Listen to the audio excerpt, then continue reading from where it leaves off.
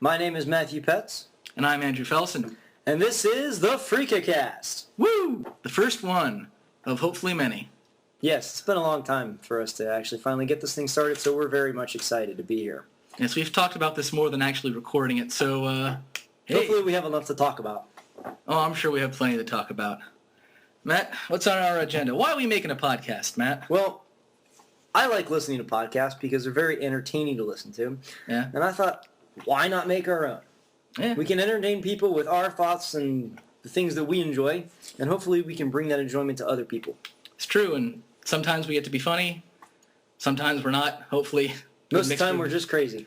Most of the time. And, you know, we're going to be talking about stuff that a lot of people may find interesting. That may not agree with us all the time, but at least have some common interest, because our main goal here is entertain, maybe inform a little bit, because we are going to have some different views on.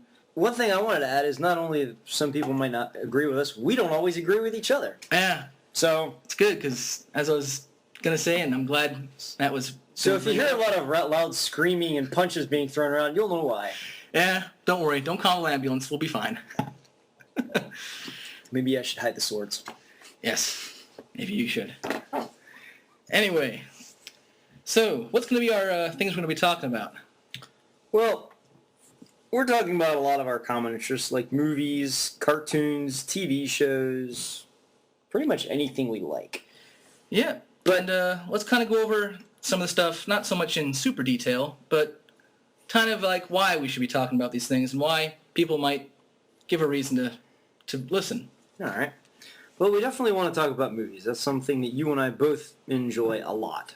Very much so. So much so, in fact, that I ended up majoring in college. And I actually am in the process of making my own film. Yes, and we're going to talk about it at length, probably on another show, because yes, definitely on another one. That's probably like a 2.5 worth of shows.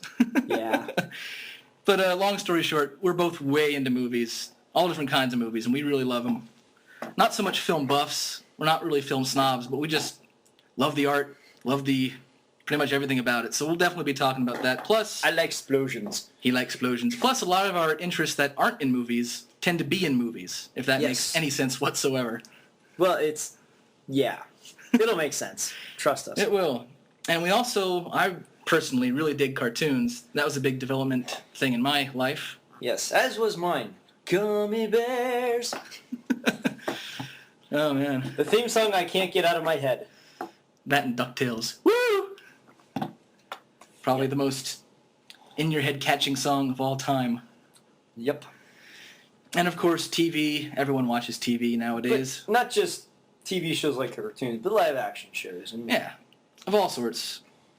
And comics, neither one of us are big-time comic readers, per se. Not big-time comic readers, but we certainly are knowledgeable about the big-time graphic novels that are certainly made a mark, like Watchmen, Dark Knight Returns, Long Halloween. Certainly the ones that, mostly DC, but... And I've got some obscure ones. I like Johnny the Homicidal Maniac and Squee. Yeah, Homicidal Maniacs. Yes. Always a good one. I'm sure some internet fans somewhere will be like, yay, he mentioned that guy who does that thing. It'll be that exact word. Yep. So, Grant, like I said, neither one of us are way into comics, but we do like quite a bit of the lore of comics. We do like a lot of characters in the comics and a lot of aspects that are in them. Very much so. We're very big fans of superheroes and things of that nature. So some of us probably have an obsession with these things. Yes. I personally like to think of it as a passion. Oh, we'll get to your obsession. We're not there yet. Passion. We'll also probably be bringing up video games in the near future. Yes, definitely. I'm more of the gamer than Matt is. Yeah, the whole ADD thing just makes it difficult. Trust me, folks, it's a miracle we're getting him to do this. Well, we're only 5 minutes in, so it's okay. Oh, look at the kitty. I wish there was a kitty to make the joke better. No. Hey. But yes, we both enjoy video games. Obviously, I more than not, and we'll discuss it more in length later. And here's the area where Matt will have certainly more to add to it. Certainly, yeah, I am part of my passion, going back to the other things I've mentioned, movies, comic books, that sort of thing. I also do a lot of costume work with a local theater, and obviously with the film that I mentioned. And we'll talk somewhat about that. Certainly, if you're familiar with Dragon Con or Comic-Con or any of that, you certainly have seen the guys in the Stormtrooper costumes, you know, and they are awesome. Well, they make their own, so that's kind of where I'm at. You know, I don't have a Stormtrooper costume, but I do make my own costumes. And he's not quite a cosplayer. I don't think that quite describes you. No. Because that's more role-playing, I think. Yeah. But you do make some pretty good costumes, and you're more of the craftsman, I would say, because another of your passions is Lego. Yes. So much so, and again, that'll probably be a podcast and a half, is the mounds and mounds and boxes and structures of these things that he has. And it's good. I mean, he's really very creative. I'm patting Matt on the back now. Because he can I'm really digging this. Don't get used to it. I don't. But, you know, he's got that weird ability, even with his costumes, that he can look at something and then just kind of go from there. Whereas if it was me, I would need a step-by-step instruction manual in triplicate. We won't get into that. Yes, we won't. Not now. Needless to say, I love building things. Yes. And again, we shall probably talk about this at greater length in the future, of future pods. But one thing we need to get back to is the whole reason we're here. Yes, and the whole reason why this show of ours is going to be called the Freakacast. Not because right. we're freaky. And not because we're casting freaks, although that could sound fun.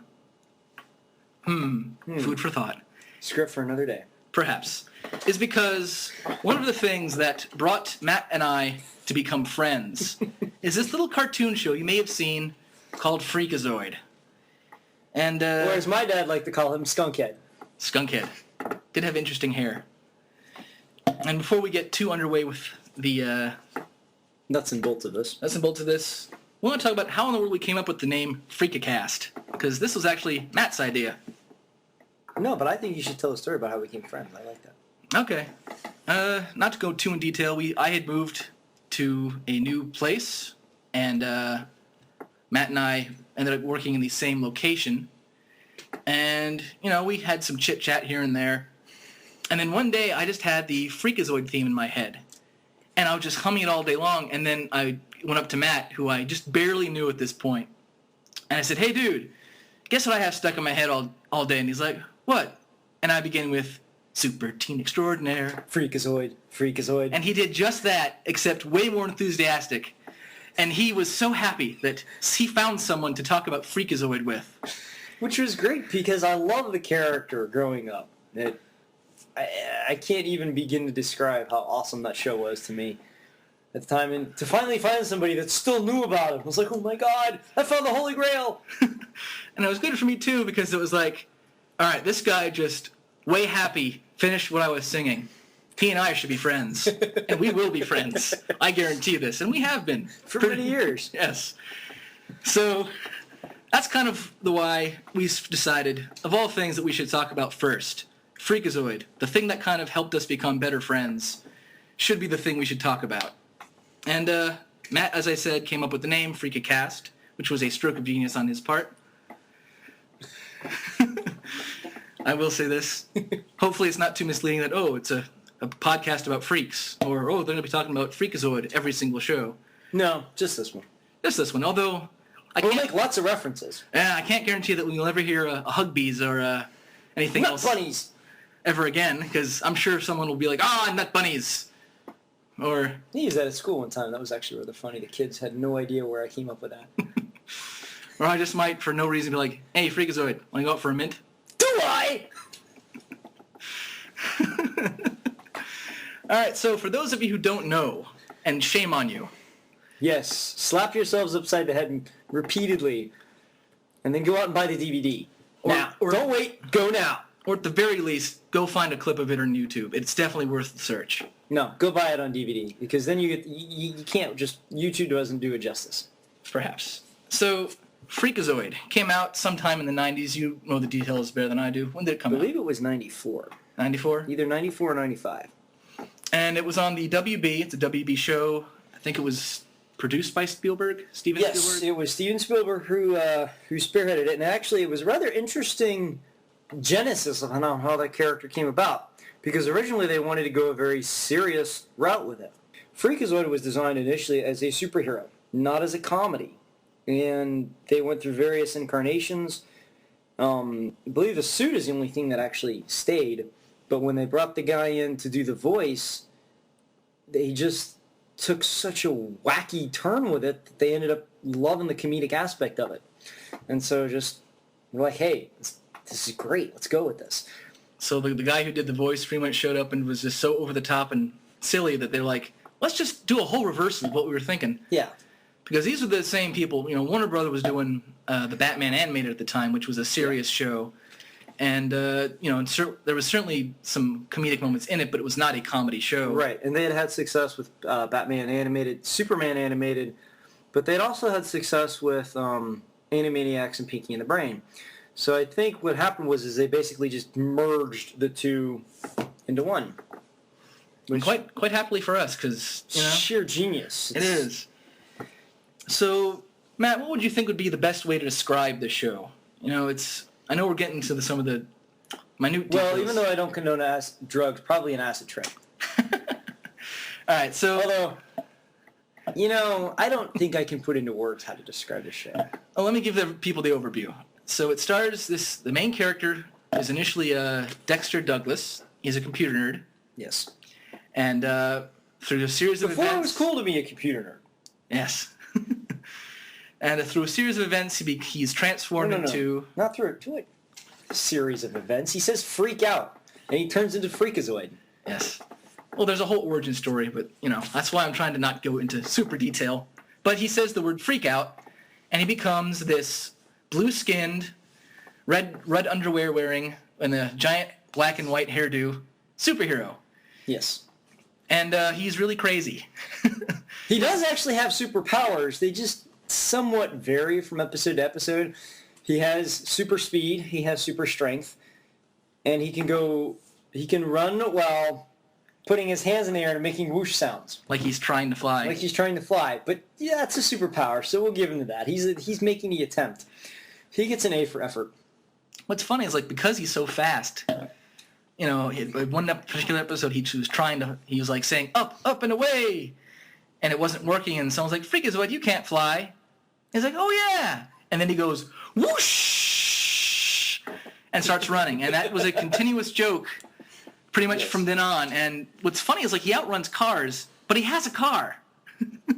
He has a Freakmobile. The Freakmobile that they never made into a toy. No. Why did they never do that?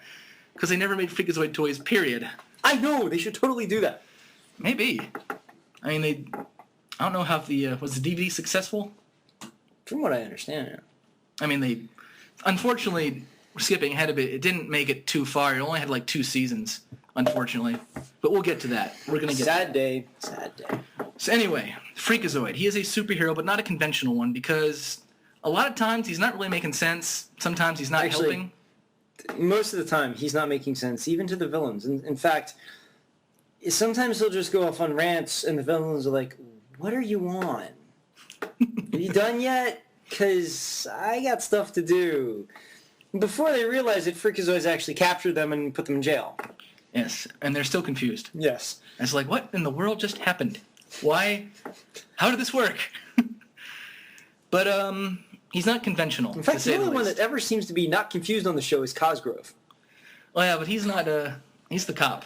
Still, of all the people, he's the one who's the least confused.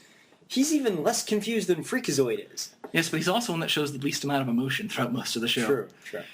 All right, people are like, who's Cosgrove? We should probably do a breakdown of some characters first. Yes. So we have the main hero, Freakazoid, as we said, the unconventional hero. Very comedic, very, very random, I should also point out. Very wacky. We also have the main love interest. I think it was Stephanie. Stephaloni! And so she kind of adds to the, female in danger that he must go save. She's helpful in some episodes, not helpful in others. She's there. But she doesn't date Dexter. She only dates Freakazoid. Yeah, that whole split personality thing. Is it split personality or just... It's more like Jekyll and Hyde. I guess. I mean, it's certainly an alter ego. Different look, different personality altogether. Indeed. We have Cosgrove, who is the Is he a police chief or just a policeman? He's just a policeman. All right. So he's the policeman. He's a friend of Freakazoid. He's usually in the episodes. He's usually the guy who is like, "Hey, Freakazoid, this is happening. You should probably go take care of that." Yeah. But one of the nice running bits they did, and Andrew already kind of briefly mentioned this, was every once in a while, when Freakazoid's in the middle of something, Freakazoid would just show up out of nowhere and go, "Hey, Freakazoid, you want to go watch a bear ride a motorcycle?" Do I? It's like, okay. And then they'll go do it. And they'll go do it. And it's like, hello? You're kind of in the middle of, the world needs saving right now, and you're going to go watch a bear ride a motorcycle. This is okay. But at that point, you've already realized that the show makes no sense anyway, so you just go with it. And then we have kind of the rogue gallery. Yes, Freakazoid has a very interesting rogues gallery. I think the most reoccurring would be the Lobe, right? Yes, the Lobe is certainly the most reoccurring. Mostly because he's not on screen for very much time. Well, there are episodes dedicated to him, I think I remember, where he's on there quite a bit. But they're shorter ones, and it's weird. And the reason why they call him the Lobe is because his head is a giant brain. He's a giant brain, and he's the typical evil mad scientist. Yes. Strange plans. Yes. They don't always pan out. Who else? Well, then you have Longhorn. Longhorn. A guy who basically made himself into a steer for no apparent reason, but because he wanted to. And he drives around in a semi for no apparent reason other than the fact that he wants to, with giant horns on the front. Well, if you're going to have a semi being driven by a bull, you may as well have the horns on it. No, that makes sense. And he's kind of like your stock villain, really. He just goes around and steals stuff. You have Cave Guy. Cave Guy. Who, well, it's Cave Guy. He's a big blue guy in a loincloth that's also highly intelligent. And he's giant caveman. He's super powerful, but he kind of talks with a snobbish, "Well, I do declare, I think a split of tea would be good, and then I'll rob the bank," kind of thing. Yes. In fact, it was quite a spot-on impression, if I do say so myself. Not quite as good, but... Actually, I liked yours better. And we have... Cobra Queen. Yeah, I was going to call her Snake Lady because I didn't remember her name. Cobra Queen. She didn't really do much. She kind of sits around and lets her giant snake do all the work, which is... Well, if you had a giant snake, wouldn't you let it do all the work? Probably. Granted, I'd feel sorry for it after a while because, like, man, it's got no hands. Well, as long as you don't ask it to play the piano, you're okay. Yeah. Playing the piano with its head. Oh, great, giving this giant snake a concussion.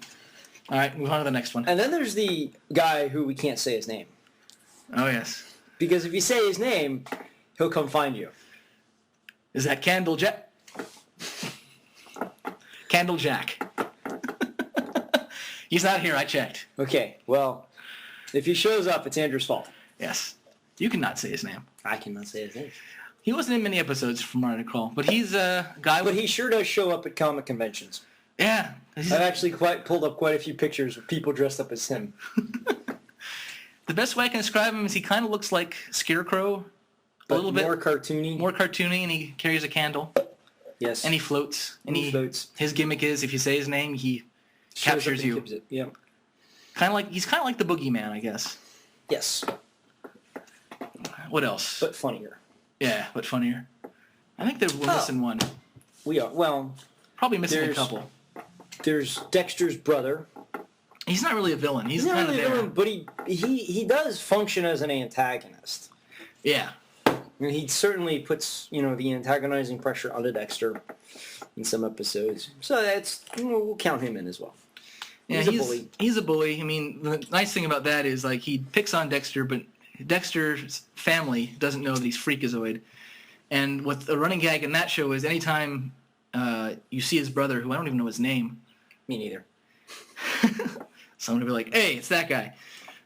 Anytime he's in an episode, he pretty much gets beat up by Freakazoid, and he'll be complaining, "Mom, the blue guy, he's back!" And his parents will be like, yes, the blue guy. Uh-huh, sure. Go find your brother. Never realizing it is his brother. Yes, they never really put two and two together, even when they're like on a road trip together, and they're the only people around. Which is why Dexter became Freakazoid, because the rest of his family is completely stupid. I wouldn't say stupid, just more kind of distant. Ignorant. Sure. They're oblivious. Oblivious. I think oblivious is a better word. Considering you remember the show way more than I do, I think oblivious is a better one. I think also we're missing the dude with the watch. Jeepers? Yeah. There's a watch that can turn beavers into gold. First of all, I'd like to comment on this. Why on earth would there exist a watch, of all things, that can turn beavers, of all animals, into gold? I mean, seriously, what could the golden beavers do?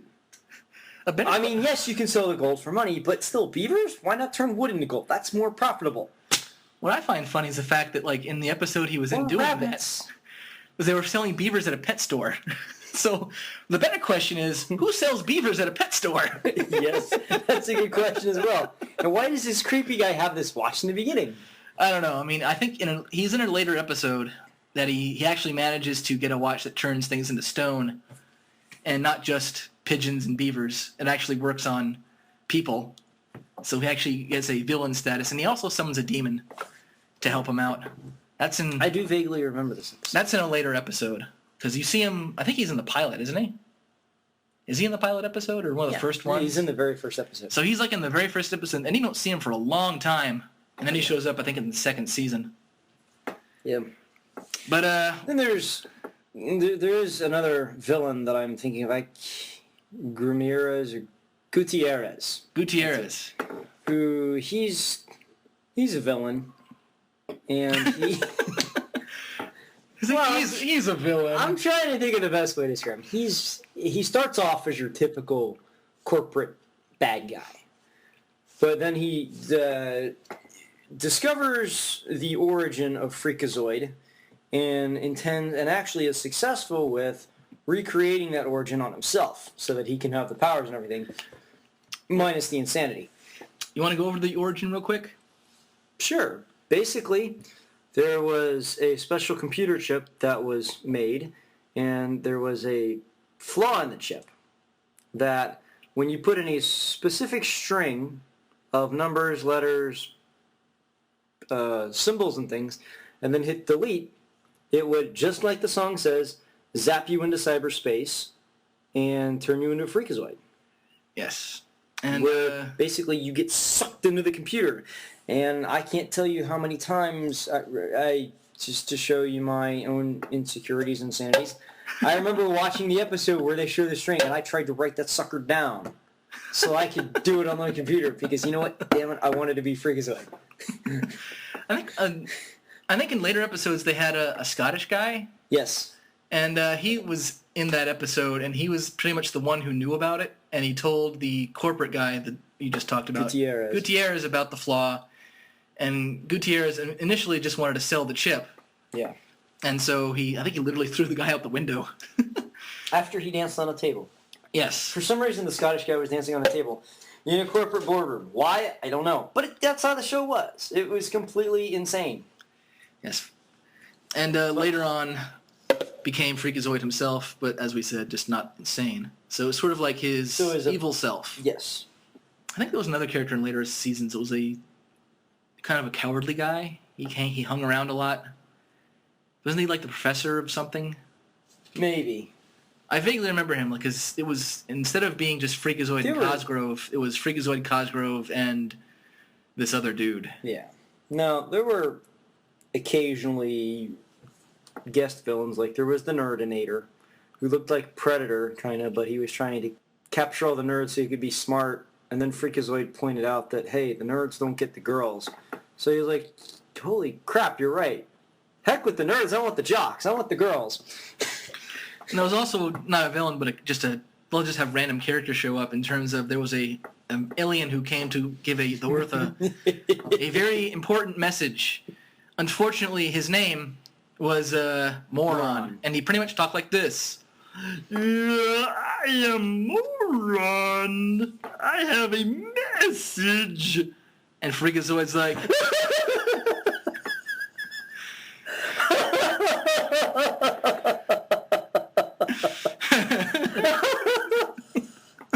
Dude, you have no idea how awesome that was. Judging It's by like you were right here. It's like he was right here. Except I'm not giant, green and have a strange nipple hat on my head. Or whatever it was he was wearing. We could arrange that. I'd rather not. But, Freakazoid was like, what's the message? And he's like, I forget. And it wasn't until, like, the very end of the episode where he remembered. And it was like a comet about to hit the Earth. Yeah. And there were plenty of other things. I mean, we're not really doing the show justice and just how funny it is. Because there were just some random lines, random jokes that didn't affect the overall story, but... We interrupt this message to increase dramatic tension. Now back to our show. Oh yeah, the announcer, the narrator. I forgot about him. That's an important character, even though you never see him. Because you see... Well... Do you? Yes. All right, well, we see the narrator... At one point. At one point or another. And his job is to pretty much either interrupt the show to say he's actually a deep-voiced woman, or he can see you. Or to increase dramatic tension. Various things that they had a running joke with. Or he'll give you some of the backstory of what in the world's going on so that you're up to speed for the episode. Plus, he's also there if they're going to introduce a gag for the overall episode. For example, I think in the Candle Jack episode, they had the Screamo-Vision. Yes. Scream. Ah! Pretty much, the narrator said, this episode will be brought to you by Screamo-Vision. Every time we say scream, you scream. And then there was also Relaxo-Vision, yes, where instead of showing a fight scene, they would show it up right to the fight and then cut to, like, pretty flowers. I think there was, like, goldfish. Goldfish. You just see real stupid things, but, very, very laid back. And it had, then they'd cut back to the scene, it would be after the fight. And, I think it was, elevator music was being played. Yes, crappy elevator music. And there were other just great lines that just show up, like... In one episode, he was looking for things to, I think, solve a riddle, and one of the things he gathered was a bowl. And he grabs and goes, I got a bowl! Yay for me! And then in one section, he goes to a mountaintop, and he meets a professor. And they break out into song for no reason, and it was like a... Ooey gooey. Yes, it was, ooey gooey was a worm, a gooey worm was he. He sat upon a railroad track, a train he did not see. Ooey gooey. And that has stuck with me for so many years, long after I saw that episode. That song, it's not completely right, I'm sure, but it's... No, it is. Because I was watching it last time Hunter was here. So that's... what's some of your favorite jokes and lines that you can remember from the show? Okay. There really is...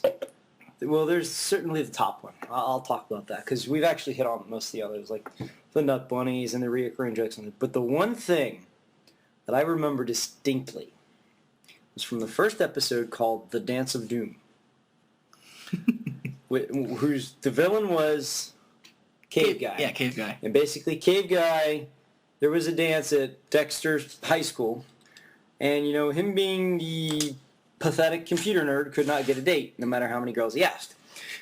Well, he was obviously stuck at home, and Cave Guy decided to go to the high school and kidnap everyone and basically hold them hostage. Dexter sees this on TV, changes into Freakazoid, goes save the day. Saves the day with very little effort, and ends up being able to kind of throw it in the girls' faces that, hey, Dexter was at home and you didn't go with him, but whatever. I think one of them was, one of the girls' excuse was that she was not going to be at the dance because she was going to have something removed. Yeah. And as Freakazoid, he goes up and says, so, was the thing removed? Your heart! And he goes back to fighting Cave Guy. Yeah. Because he's fighting Cave Guy and confronting the girls all at the same time. Yeah, you really got to watch the episode to get the full effect of it. But the joke comes at the very end. First girl comes up, or he's outside waiting on the cops, that sort of thing. They're kind of cleaning up the place. Taking Cave Guy away. Taking Cave Guy away. The first girl walks out, and she just kind of brushes Freakazoid off. Second girl comes out, and it was Stephanie, and she kisses him on the cheek, and she says, call me. And the third girl comes out, and then she's like all over Freakazoid, like she's kissing on him and everything. And as she's kissing him, is there an inner monologue, or a little voiceover. Freakazoid's like, she really wants to be in love with me, she needs to know both sides of my personality, and Dexter's, part of that personality.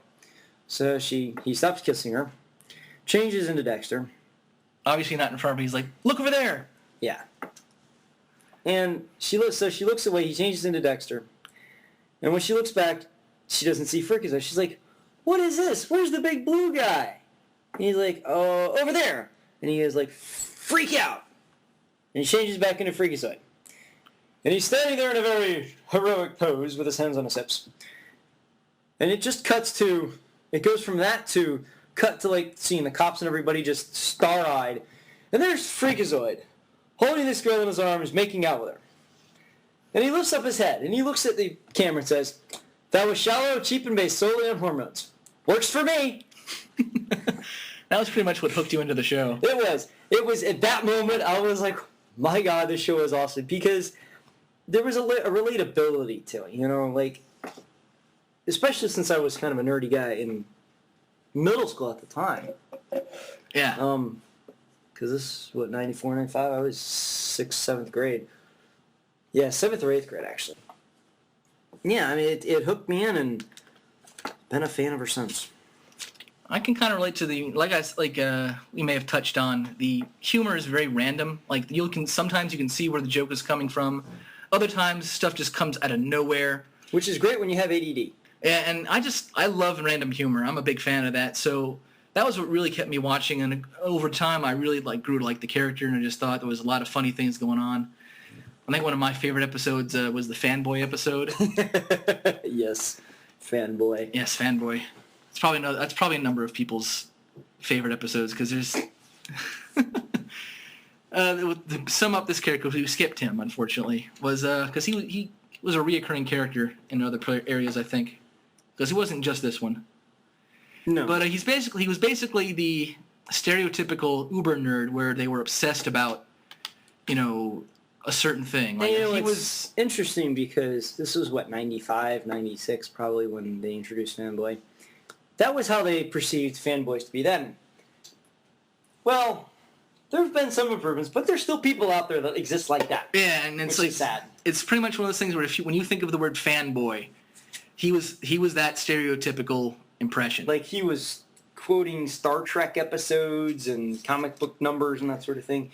He was overweight, didn't have a lot of personal hygiene at all. To probably reach a broader audience, think of the comic book guy from The Simpsons. Yes. And rather than being snobby about what his obsessions are, being very over-enthusiastic. Yeah. To a point of sheer annoyance kind of thing. So he's that character, but amped up. And the episode he was in he was trying to be Freakazoid's sidekick. Because Freakazoid was having a lot of unsuccessful sidekicks. They kept dying. Or getting beaten up. Or kidnapped, or whatever. And, he pretty much chased Freakazoid all throughout the whole episode until Freakazoid was like, look, there's Mark Hamill. And Fanboy was like, I'm not falling for that again. He's like, no, really, there he is. Why be a mere sidekick when Jedi Knighthood awaits you? Yes. So, great stuff. Now, I don't recall if Mark actually did the voice for himself in that episode. I don't think so. Probably not. I think he was probably doing Batman still. Probably a lot of... but it was the same company, so maybe he did. We'll have to check that out. I mean, they recorded in different spots, so I'm sure it wasn't... Not true, but I'm just thinking it was the same company, so... It's highly possible that... So, Matt, I have a question for you. Okay. How do you think Freakazoid has influenced your life, since you've seen it? It's made me into the man I am today. So, when you run, you have your arms out and you go whoosh? Okay, maybe not quite like that. Although Vinny does that at work sometimes. I used to do that in high school. Which I think that was long after the show ended, so I was still holding on to that. Freakazoid definitely has influenced my life because I'll catch myself if something goes awry, instead of necessarily reaching for a curse word, I'll sometimes whip out a nut bunnies. Like, oh, nut bunnies! Well, I think Freakazoid influenced my life because obviously the character was hilarious. I love the sense of humor. A lot of my sense of humor, I do get from my dad, I also get from that show. Not not that I got it from that show, but it certainly turned me on to that sense of humor. I'm trying to think of other. Well, I do remember in college, I was able to find a couple episodes of the show and watch them, and it rekindled my appreciation for the show. And it's got a great theme song. Yeah, it does. It's part of that the composer who did Animaniacs and Tiny Toons and Pinky and the Brain. Yeah. It was all one composer. Forget his name. I don't know his name either, unfortunately, which is sheer genius. I mean, not only did he do the theme song for these shows, but all the music, anytime they had a song in the show, he did the music for that. He did all the scores and stuff and all the... I mean, this is the guy responsible for the nations of the world and the U.S. capitals and their U.S. states and the capitals. I mean, that is a stroke of genius. Yes. So, for him to be able to write a song like Freakazoid is just great. I think for me, this will give you a chance to think about more stuff. For the way it influenced me is the fact that because there was things that were so random in it, it kind of informed my sense of humor because that was my sense of humor. And it's not so much that I drew from it and that was my inspiration for my sense of humor. That just spilled something. But it was the fact that it kind of reinforced it. It was like, okay, there's adults somewhere who produced a show that has the exact same sense of humor I do. Or sometimes I'll bust out with something completely out of nowhere. It'll be funny, or sometimes it won't be. But I like that sort of thing, and let me know that, hey, you don't have to change that sense of humor. You can actually embrace it and expand upon it. Yes. And you can actually, do quite a few things with it. And it's helped me creatively in terms of, if you're, for example, writing something or you're trying to figure out a way to do something, you don't always have to go the logical path to make it work. You can actually interject something seemingly from left field and make it work. And to me, that's it's not so much, I don't think it's a cheat because some people might think it is, but if it's in context of what you're doing, it's in the same tone, it works. And if it's in the same theme. Freakazoid, even though it's random to the untrained eye, it's very actual, logical, and planned out because, for instance, the narrator interjecting the show just for whatever reason, that's an ongoing joke. It's not like they used it once and never saw it again. They had that reoccurring joke, and so that reoccurring joke made sense. Yes. And there were other things that they did. Like they had... Part of the Freakazoid show was not just about Freakazoid. There was actually other characters that had their own segments that also had their own gags and sorts of things. Like the Huntsman! Who had a... Probably He never actually did anything. Had a great theme song, though. Yes, in fact, that was half the episode, was his theme song. Pretty much. I mean, the gag of that was he had a very epic theme song because he was the superhero of superheroes. He can take out anybody. But anytime he had an adventure, all the villains were gone. He had nothing to do. Yes. So he was a very frustrated hero. And let's not forget Lord Bravery. Lord Bravery, the UK version of Superman, perhaps. Or maybe not. I'm not sure. A very low-grade Superman. Probably a combination between Captain America and Superman put together and made British. And I don't know how to really describe Lord Bravery, because he also kind of didn't have a lot of... It's British humor. It's I guess. What would happen if you had a superhero crossed with British humor? Yeah, I guess, because I'm trying to think, his episodes also weren't epic, but in a different way. Because, he, too, had a really good theme that made you think, oh, this is a epic superhero. This is a hero of heroes. But then he would be doing very mundane things. Or not, or like he would... trying to get his name changed from Smoked Meats and Fishes because Lord Bravery was already taken by Lord Bravery's Bakery. But because the person who had that place couldn't use their name because it was already taken. And the list went on and on and on and on. But yeah. And there were other segments that didn't have anything to do with heroics at all. Like, Freakazoid will one day be teaching a different language for no reason. For instance, qui a coupé la fromage? To cut the cheese. Isn't it who cut the cheese? That's funnier. I thought it was to cut the cheese. I'm pretty sure it was who, because it's a fart joke. which works for Freakazoid. Yes. Because they can get around. That was a time where you couldn't say certain things or show certain things in cartoons still. Right. So obviously, you couldn't say the word fart, but you can say the phrase "who cut the cheese," which says "who farted." True. So that's a way around that. I work with a French guy, so I'll ask him. Yeah. So there was plenty of that. So That's a phrase in French I learned off of that show. that's probably the only thing in French you know. Yes, it is. Well, that whole voulez-vous coucher stuff from that song. Wow. But I remember how to say it to cut the cheese. Yes. Because of Freakazoid. Maybe if Freakazoid had done Spanish, you would have learned something. Maybe. We won't go there.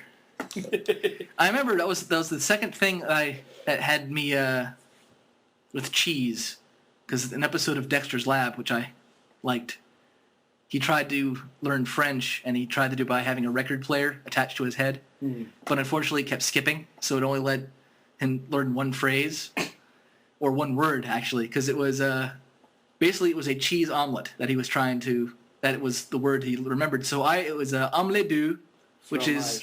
Omelette du is omelette, and fromage is cheese. Yes. So fromage has been pretty much permanently cemented in my head as cheese.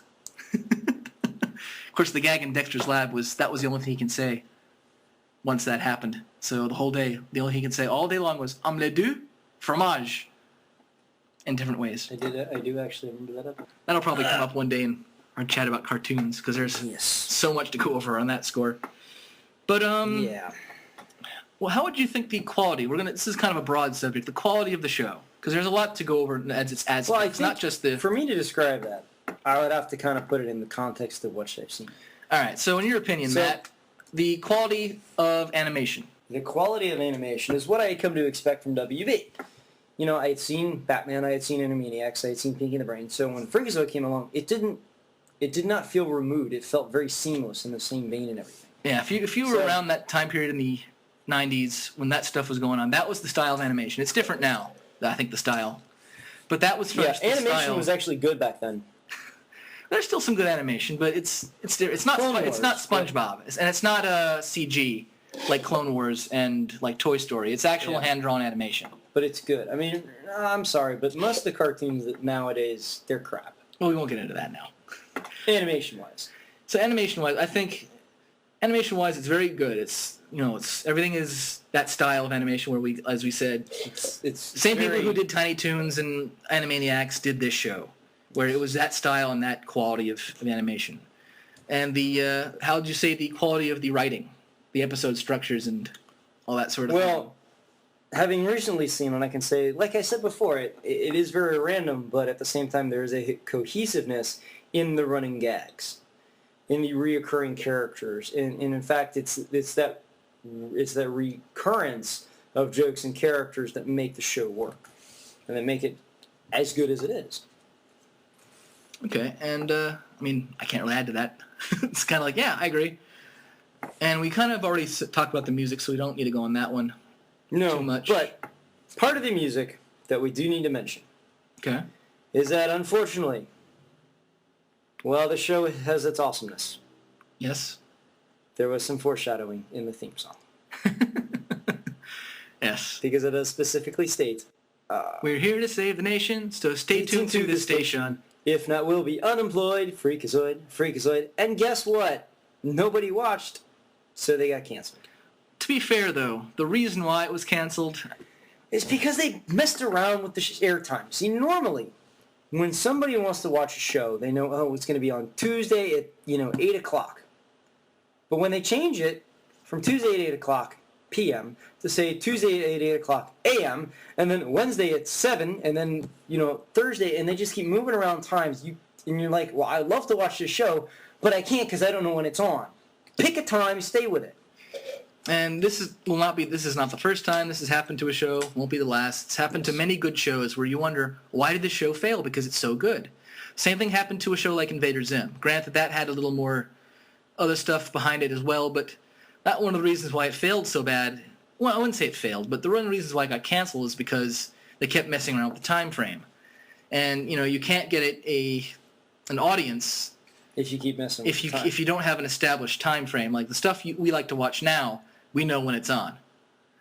So, and if they have a time change, they'll let us know in advance. Like, yes. We have to preempt the show because of something. It'll be run this time. They didn't do that with Freakazoid. For instance, Smallville, when the show first came on, it was at Tuesdays at 8.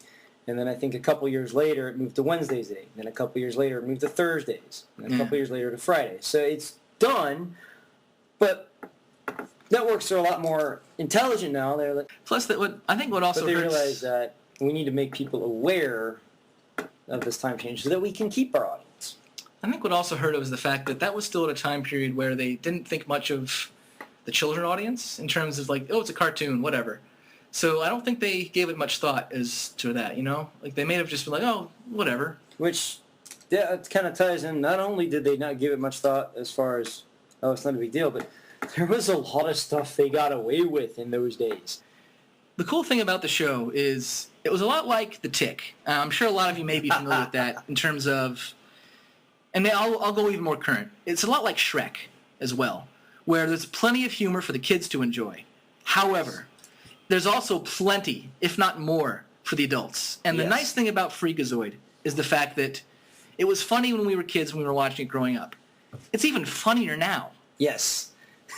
Not only, I remember there was one episode where they were poking a lot of fun at Bill Clinton. It was the episode with Moron, and Bill Clinton was the president. I'm sitting here watching it, and I'm like, oh man, I don't remember all this political stuff. It's because when you're a kid, you miss it. You know, it's just there, it's throwaway, whatever. But when you're an adult and you understand it, you're like, holy crap, they're poking fun at these things. This is awesome. So and what's great is the fact that it was written so well that while the adults could laugh at it, the kids missed it. So it didn't hurt the kids. Right, and so that's why, like, it's one of those things where that's why I really encourage you, both of us encourage you, to hunt this down. No, I don't encourage, I demand it. Because you need to go find this. Buy it. Buy 5 million copies. Pass them out to your friends. Because, damn it, I want Freakazoid toys, and the only way we're going to get Freakazoid toys is if you buy the DVD. We need money going in. People need to be aware of how awesome the show is. We are not sponsored by the WB in any way, shape, or form. Anyway. No, we're not actually. But it's nice, but no. Yeah. You know, it holds up insanely well. Even if some of the jokes in it may be a little dated because it is the 90s, because there are some things that you're like, that's not really around anymore. Overall, it holds up. It's still very, very funny. Yes. And the cool thing about it is, from what I've heard, is that because there's still a loyal fan base to it, like people who have liked the DVDs, have wanted the DVDs so badly, is that people have asked Steven Spielberg and the people who've done it, it's like, hey, if the opportunity ever came, would you renew Freakazoid? Would you make more episodes? And I'd be like, yeah. If we could do it again, and if everybody wants to do it, and we could do it the right way we want to do it, we would totally do it. So it's one of those things where I think I've said this before to Matt, is Freakazoid was ahead of its time. Yes. It was ahead of its time. Because, like we were saying, like, it was so, you know, that this was a show that could have run on Saturday morning cartoons and could have been on Adult Swim. Yes.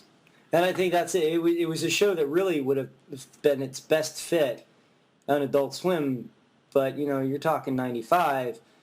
There was no Adult Swim.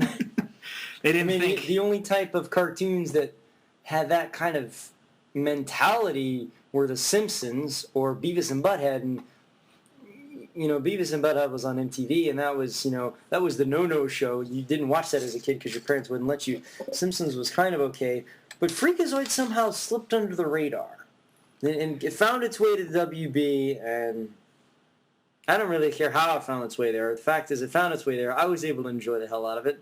Finally buy the DVD, so now I can watch it anytime I want to, which is weird because I don't watch it as often as I probably thought I would. Well, you don't want to overdo it because I think we've said what we can say about Freakazoid for the moment. I'm sure other things will pop up here and there. So yeah, how do you feel, Matt? Feel good? I do. You think we did good for our first episode? I think so. But tune in next time. I don't know when next time will be. And we'll Hopefully talk there'll about... be next time. Oh, there will be a next time. This was fun. I enjoyed this. I did too. We'll talk about some more stuff. Can't tell you exactly what it is because we don't think that far in advance. So, as we think. So, I'm Andrew Felsen. And I'm Matthew Petz. And thanks for watching the Freakacast. Freaks out! This podcast is not endorsed by Warner Brothers and is intended for entertainment purposes only. Freakazoid, Batman, and all other characters mentioned on this show are properties of their respective companies. Thank you for listening. tournament. Freakazoid, Freakazoid, runs around in underwear. Freakazoid, Freakazoid, rescues Washington DC. Freakazoid, Freakazoid, and our Sunday letters on TV. Freakazoid, Freakazoid, his brain's overloaded. It has a chocolate coating. Textbook case for Sigmund Freud. Freakazoid, Freakazoid. Check out Dexter Douglas, your computer ace. When surfing on the internet, there was Dr. Cyberspace. He turned into the Freakazoid, who's strong and super quick. He drives the villains crazy, cause he's a lunatic.